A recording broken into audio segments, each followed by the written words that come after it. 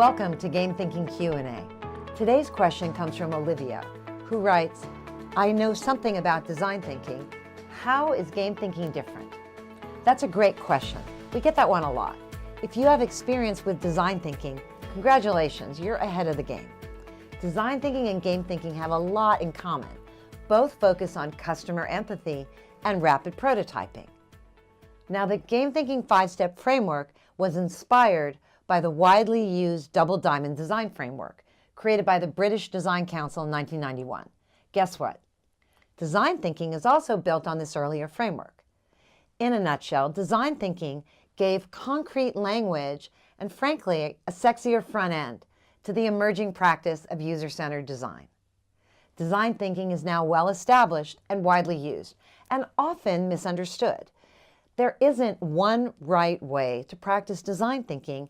It's a teeming marketplace of practitioners and enthusiasts who embrace the term and give it their own spin, including me.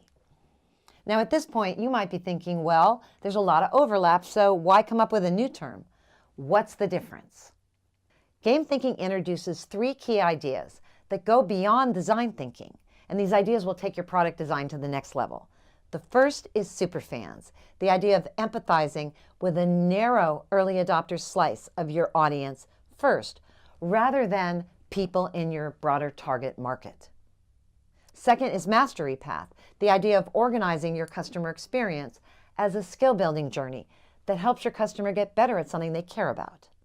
And the third is the Learning Loop, the idea of building your Day 21 experience, your habit loop, around a repeatable, pleasurable core activity with a skill-building feedback loop, and building it first.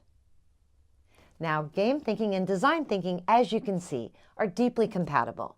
When you embrace game thinking, you add 3 powerful design tools to your innovation toolkit. In the next few videos, we'll be diving deeper, and I'll show you how to use game thinking to build deeply engaging experiences and supercharge your product market fit. Don't miss out. Subscribe to our channel and hit that bell to send game thinking goodness into your inbox. I'll see you in the next video. Bye for now.